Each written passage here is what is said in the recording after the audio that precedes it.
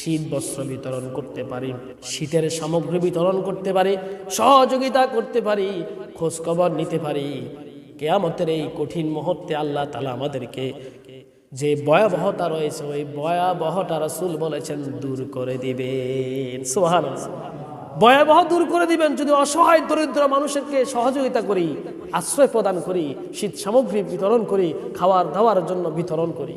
আমার ভাইরা, সহিহ মুসলিম শরীফের 2699 নম্বর হাদিসের ভিতরে এসেছে, প্রসিদ্ধ সাহাবী হযরত আবু হুরায়রা রাদিয়াল্লাহু তাআলা আনহু তিনি বলেন, আল্লাহর নবী মুহাম্মদ রাসূলুল্লাহ সাল্লাল্লাহু আলাইহি ওয়াসাল্লাম ইরশাদ করেছেন, আল্লাহর নবী বলেন, মান নাফাসা আন মুমিনিন কুরবাতান মিন কুরাবিদ দুনিয়া, আল্লাহর নবী বলেছেন যে কোন লোক ঈমানদারদের দুনিয়া থেকে কোন মুসিবত দূর করে দিল, আল্লাহ রাব্বুল আলামিন নাফাসাল্লাহু আনহু কুরবাতান মিন কুরাবিল ইয়াউমাল কিয়ামাহ।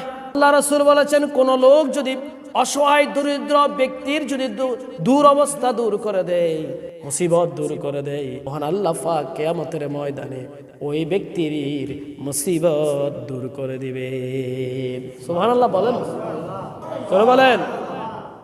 শুরু তাই নয়, আল্লাহর হাবিব বলেছেন, ওয়ামান ইয়াসসারা আলা মুহসিরিন, কোন ব্যক্তি যদি কোন দুস্থগ্রস্ত অভাবগ্রস্ত ব্যক্তির অভাবগুলো দূর করে দেয়, অভাবগ্রস্ত ব্যক্তির অভাবগুলো দূর করে দিল, আল্লাহর হাবিব বলেন, ইয়াসসারাল্লাহু আলাইহি ফিদ দুনিয়া ওয়াল আখিরাহ, আল্লাহর হাবিব বলেছেন দুনিয়া এবং আখিরাতে আল্লাহ রাব্বুল আলামিন তার দূর অবস্থা যদি থাকে আল্লাহ দূর করে দিবে।